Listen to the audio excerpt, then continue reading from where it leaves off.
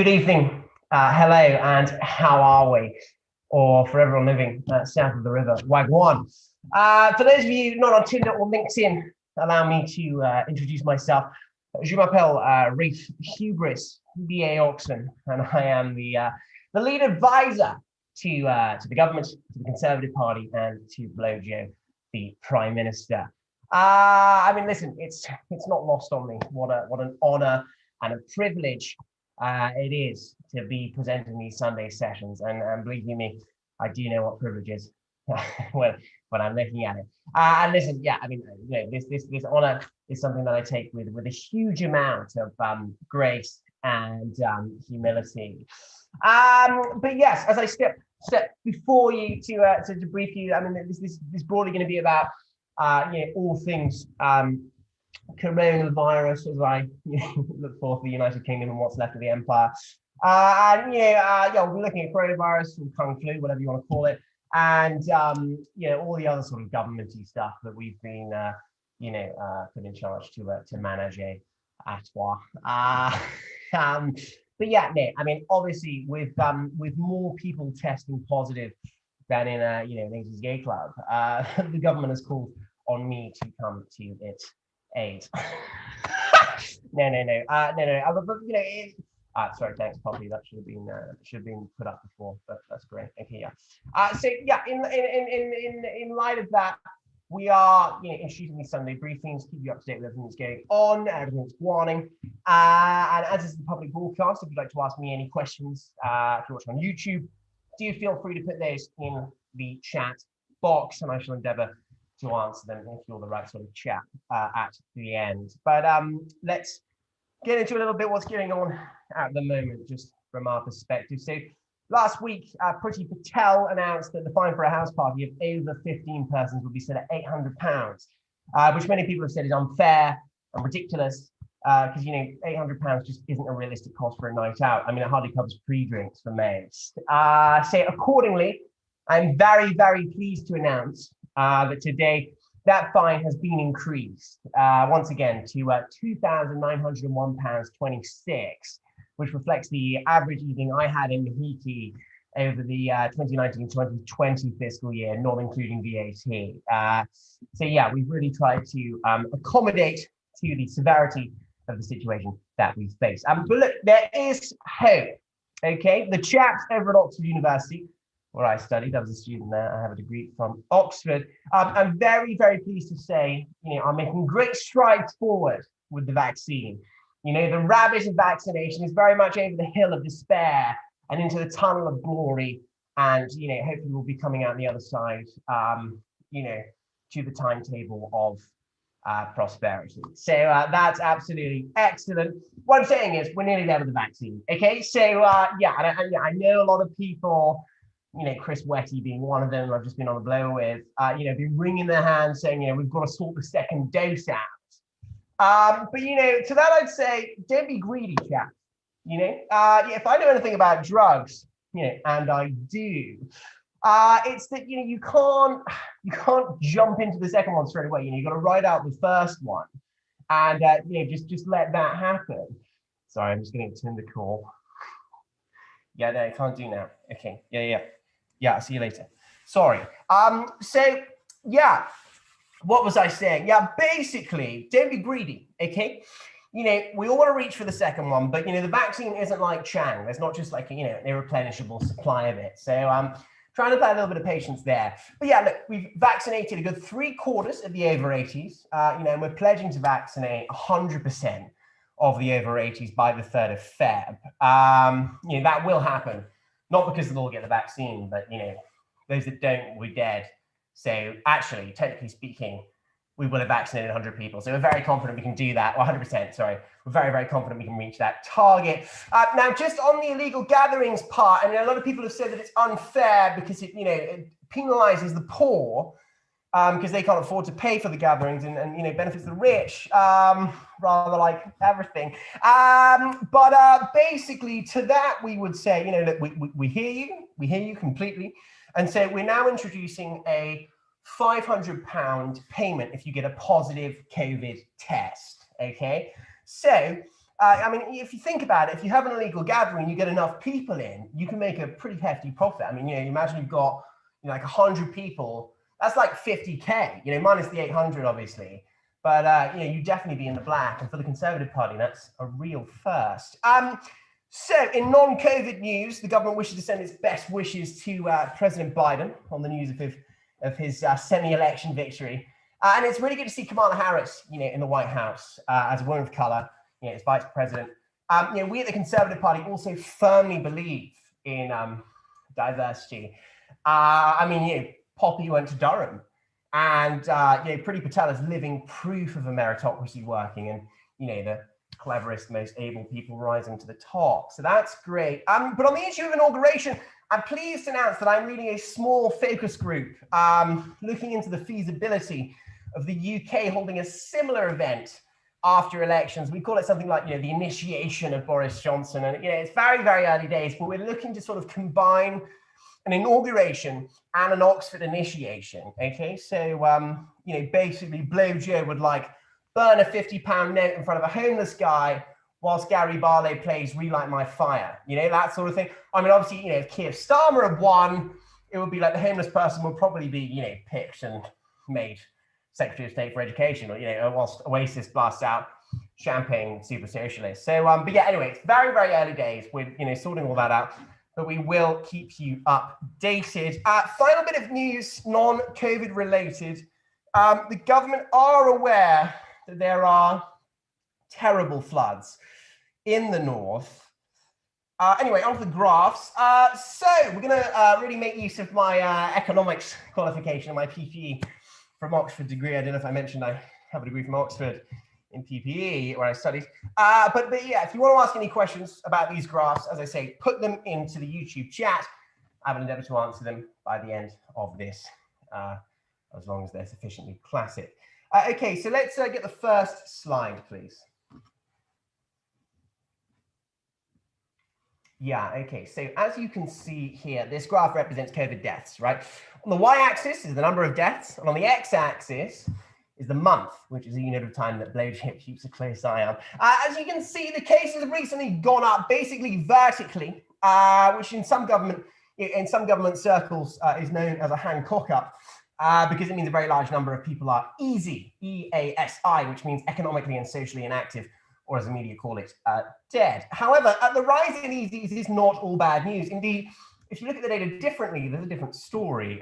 So if we can look at the next slide, please, we can actually see that there's an astronomical number of beds that have been freed up in social care. So actually, on balance, a lot of good's been done. And now a lot of people will say, haven't you just taken the first graph and changed a couple of bits? But if we go back to the first graph, please, you can actually see that there are significant differences. I mean, for example, on the first graph, it says the most recent 7-day average is 926 deaths. And then on the second graph, that says 1,400 more spare beds, which, whilst it doesn't dramatically make sense, is meaningfully different. And then if we go back to the first graph again, that writing's written in orange. And then back to the second graph, that's written in black. So there is a fundamental difference. And there's a lot of cause for celebration. I think you need to be utilitarian about this and realize that on balance, we're doing more good than bad. So I think we've, solved the social care crisis. So well done us. I mean, it's not really a Hancock up, more of a Hancock tease, if you will. Anyway, next slide, please. So as you know, the risk factors for morbidity for COVID include age and underlying health conditions.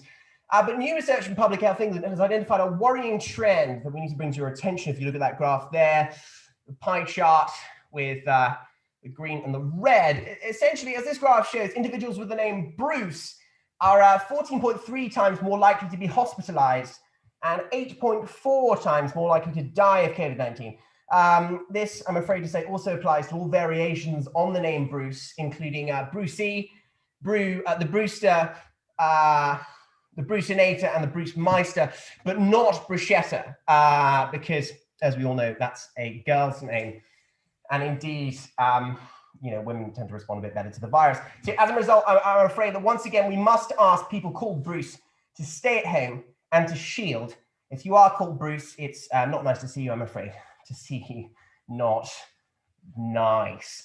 Okay, next slide, please. Third graph.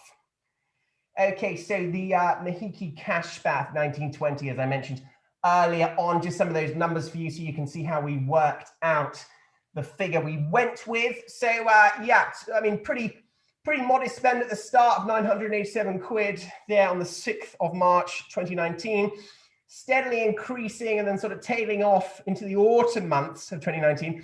And then as we get into 2020, you can see the pandemic starts on the 4th of March, give or take, and that was an incredibly social time, so really blew out on that one. And then on the 7th of May, Big Daddy Come was celebrating Otto von Bismarck's birthday, so we really went crazy. I mean, you know, it got pretty out of hand. Mog the dog ended up grinding on someone, you know, several social classes below him, so it was pretty crazy. But anyway, as you can see, there's a bit of a spread there, but we've got the average from those digits. So that's great. Yeah, so we're now going to take a few questions from the press. Let's start with Hugh Pims from the BBC. Hugh. There are regional variations in the vaccine, according to some reports, although the overall numbers are encouraging. What do you say to local teams who say they can't get a hold of enough doses? I think you've really lowered the tone with that question, mate, to be honest. I mean, I'm so bored of hearing about regional differences. Are there regional variations? Like, are there more vaccines in the South? Yes. But are there more important people in the South? Also, yes. I mean, like, the media have got to stop these got you questions, okay? It's not a conspiracy, it's maths, right? More important people in a location equals more vaccines. It's as simple as that. No follow-up. Okay, next question, please, which is from Jeremy Beadle from Sky News. Jeremy. After a rapid acceleration in vaccine delivery over the course of last week, we've seen a significant dip in the figures from today and from yesterday. Why do fewer vaccines seem to be being administered at weekends? Well, mate, why do you think fewer vaccines are administered at the weekends? It's the weekend. It's the end of the week. Mate, like, have you ever met a doctor? They fucking love drugs, giving and taking. Like, have you ever tried to jab something into someone's arm when you're in a fat K-hole? It's not going to work. I mean, fucking hell, the quality of questions has been pretty shit so far. I mean, also, Poppy, why is there a woman doing a dance in the bottom-hand corner there? I'll do the jokes here, okay? This is poor. Right, okay, next question. It's from Ben Kentish from LBC. Ben. Professor, you've said before that you thought things would be back to normal much more than they are now by Easter. Do you still think that's the case, or realistically, are we now looking at the summer? Well, Ben, listen, I'm not a professor. I only have an MA from Oxford, which is basically because, 21 terms after you matriculate, if you get a BA, that crystallizes or calcifies, if you will, into an MA. Because, just because we kind of work harder than, people at other polytechnics like Exeter and Durham. But I suppose in a sense, I probably am a professor, in the sense that Professor Green's a professor. I'm a professor of the sesh. Anyway, RE Easter, will it happen? Will things be back to normal by Easter? Probably not, but could it happen? Almost certainly, yes. So why don't we plan for that? And then, worst case scenario is we can just, U-turn or something, I don't know. But yeah, I mean, there's also quite a good case for, like, even if the cases are already up at Easter, lift the lockdown, because, Easter is fundamentally about human sacrifice. So, if we lift it then we're kind of adhering to the Christian principles that our country was founded on. So, yeah, there's a lot of options, and we'll definitely pick one of them. I believe we've got a question now from Amaya Holman. Amaya Holman, go ahead. Hi, Rafe. Very big fan here. I've actually noticed that in the UK, there is a lot of inequality. This is quite difficult for me to talk about. For example, something I've noticed in my life is that there's actually no veggie Pret outside of London. I'm kind of wondering what your policy is to rectify this nationwide struggle. Thank you. Yeah, Maya, thanks very much. And you're quite right to say you're a big fan. I should say you're very much not alone in that camp. Yes, the issue of veggie pret has been one that's been transfixing us in the Conservative Party and the government in general for a very, very long time. And in fact, pret is always at the forefront of our minds. In the Brexit deal, for example, the emphasis on fish was so essential because without fish, you can't have salmon. Without salmon, you can't have smoked salmon. And without smoked salmon, you can't have pret. So we might as well just all emigrate, So yeah, veggie pret. I mean, vegetarians generally are wetties, so it's a bit less of a priority. But yeah, I think it's certainly something that we need to address because it's kind of abuse. I believe Fergus Sandon has a question. Fergus, over to you. Rafe, what do you think to the over-representation of Oxford alumni in the government? And how is that being reflected in the lack of effectiveness in the government's coronavirus response? Well, Fergus, thanks very much for asking that question. Can I just say, as a northerner, who did you steal the technology from to ask it? That's very impressive. Listen, I would question the language assumption in your question, okay? Because you've said, the overrepresentation of Oxford graduates. But Oxford alumni, nice use of Latin, by the way. But the thing I would say there is that there's not an overrepresentation because by definition we are the best. So the alternative is having someone who didn't go to that institution, and and a prime minister who wasn't at Eton, which I mean that is just not even worth thinking about. So I might want to have a little. I mean, nice try, but you might want to have a little look at some of the assumptions that your questions rely on. But that's okay. We can't all have gone. Can I just ask Rafe what you would think about a prime minister that went to Harrow instead? Yeah, maybe as a joke. But no, I don't think things have got that dire yet. I mean, I think the current one's doing a great job. I think everyone thinks that. Okay, we've got a question from YouTube now. Yes. Darkova23 asks, is the lockdown going to impact fox hunting? Now, that has obviously been a difficult issue. But in the absence of fox hunting, because obviously it has had to be curtailed, we are making sure that we continue with Bully Patel's immigrant fishing, which always takes place in the Channel, which has been phenomenal. She's an absolute demon vis-a-vis that. So whilst that sport has collapsed, we are making sure that we prioritize other forms and doing very, very well. Morag Manson, sort of Scottish sounding pop star nightmare. Here we go, Morag. What have we got? Yeah, well, actually, we've been told that COVID-19 spreads on cash, but we're all still using it willy-nilly. So why are we allowed to? It's very worrying. Well, Morag, that's this is why the Conservative Party policy has been to burn £50 notes in front of homeless people, because COVID's spreading on the cash. If you burn the cash, it's not going to go to anyone. So I think that sort of makes absolute sense. But you can do a lot on contactless now. I mean, for sort of all the poxy payments, like stuff under, I don't know, whatever it is, £100, the chicken feed money. But yeah, I would suggest burning the money and do it in a classic way because I mean it can be dangerous.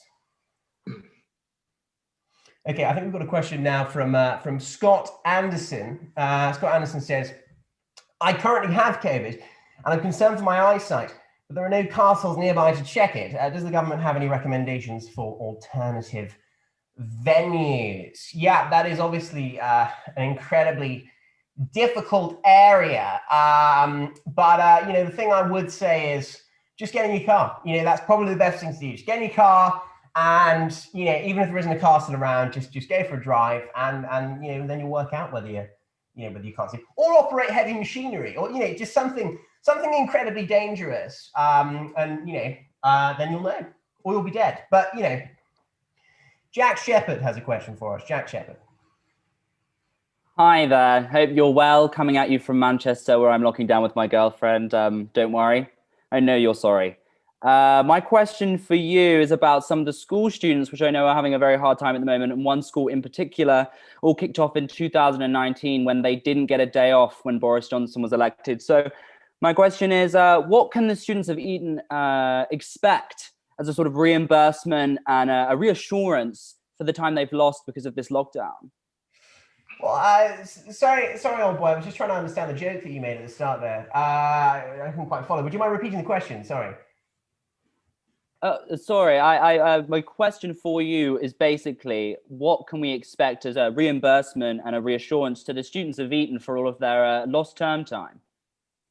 Yeah, well, I mean, we have made sure that we've sorted out sort of behind closed doors faulty PPE contract service for those guys. So they sort of do half a day, and we can palm them 50 mil each, which I think is sufficient recompense. But obviously that is a cause close to our hearts, and God forbid they weren't sufficiently looked after. I have to say, I mean, there's all these poor Southerners whose technical equipment's going to have been stolen by all these Northerners. Manchester, somewhere else in the north. This is the crime is clearly up, and that's not great. Okay, let's go over to the YouTube questions. Just to remind you, you can keep asking questions on YouTube. Make sure that you keep putting those into the chat box. But I believe we've got a question from Peter Seller, who's going to ask a question. Peter Seller. Yes. Hello, Ms. Hubris. My question is, why? Well, that's a very interesting philosophical question. It reminds me actually of there's a very interesting fable about someone in his finals. The philosophical question was why, and he wrote why not and got a first. And I think, to be honest, that's probably a sufficient answer to your that's probably a sufficient answer to your question. Just why not? I mean, what's going on in your background there? There's some sort of weird, violent images on the walls. I have no idea. I will pretend it's virtual for the purposes of the fact that I have no idea. I mean, I imagine you set up the room yourself, so it's odd you have no idea. But okay, he's a chopper. That's okay. No worries. Got a question from YouTube. Michael Hurst asks, will more vaccines be diverted from the northwest, from the north to West London? Absolutely, Michael. I mean, it's really important that all the chaps watching know that we will be looking out for you, and if we have to create a famine in the north to help you guys, then we absolutely will. Don't make no mistakes about that. So absolutely there. Gareth Stringer has a question. Gareth. Yeah, thanks, Rafe. I was just wondering, will you be booking a holiday abroad this summer, and what would you recommend that the rest of the great British public do? Yeah, I mean, so that is a very, very much vexed question. I think vis-a-vis moi, booking a holiday is totally justified, I would say, because of all the public service that I do.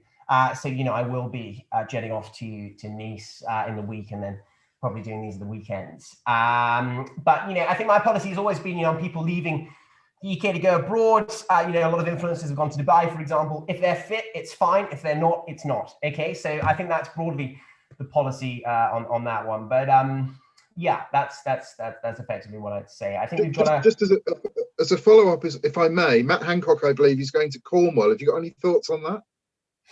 Yeah, I mean, how many thoughts on Matt Cock in his hands?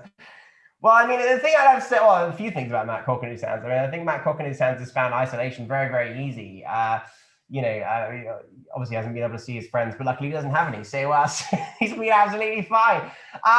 Going to Cornwall, great. I mean, to be honest, it can only get better with him not in the role. So if he's fucking off to Cornwall for a bit, then great. Although to be fair, it will be a shame to not have someone to bully as much, but yeah, we'll move to Gavin Williamson. He's the obvious next target. So Gary Smith's got a question. Oh, sorry, it's a readout from YouTube. Gary Smith asks, now we're out of the EU, will the quality of the government still be of a high standard? Gary, absolutely it will. Let me say, the standards of governmenting that we've been upholding up to this point has been incredible, and it will continue in just the same way. No better, no worse, because it is so excellent. But you can absolutely count on that in every department, unless you require universal credit, of course, in which case. But Andrew Whiteley, I believe it is. Andrew Whiteley. Good evening. Sorry. Yes, good evening, Mr. Hubris. Thank you for the opportunity to speak to you. I'm speaking to you from Yorkshire, so I apologise in advance for that. But you apologise to your curtains as well. They're grotesque. Yeah. Many people over recent times have made huge sacrifices. I just wondered personally, How was it for you over New Year not being in Verbier? And the second part of the question: have you ever visited a coal mine?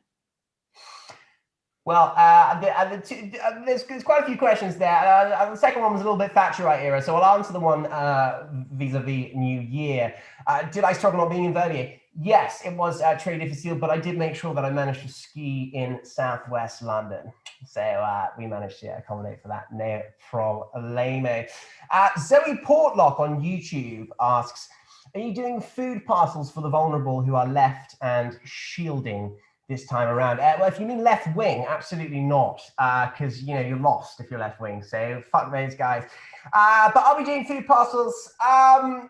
Yeah, I mean, it may be. I mean, it's something to look into potentially if we have time. The problem is I've been on an absolute gold rush on Tinder of late, and I am very busy with a lot of micro coffees. So yeah, if I can get round to it, I might. Is the answer to that. I believe Robert from Andover. Oh, Jackski's got a question. Go ahead. Oh, apologies. Sorry.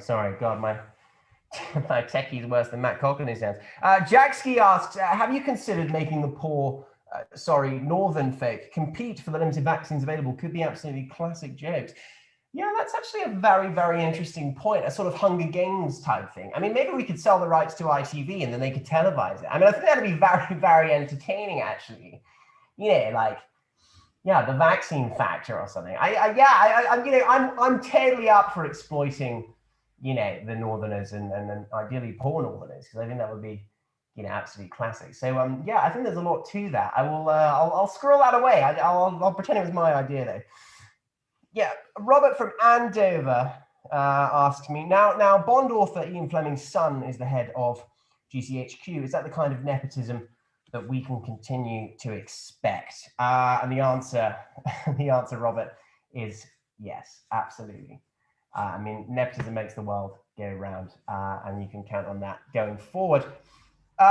Great. Well, that went very, very, very well. Thank you for joining me.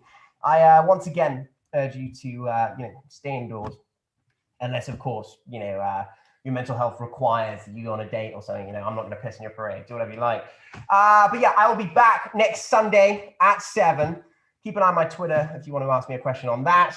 Please do come back. It'll be absolutely classic. But in the meantime, stay safe, stay home, and stay classic. Cheers, guys. Ciao. Poppy, have you got that baggie? Yeah, let's smash it now. Fuck me, some of these questioners, the journalists, the government may have done. Fuck off, mate. Yeah, let's do it now.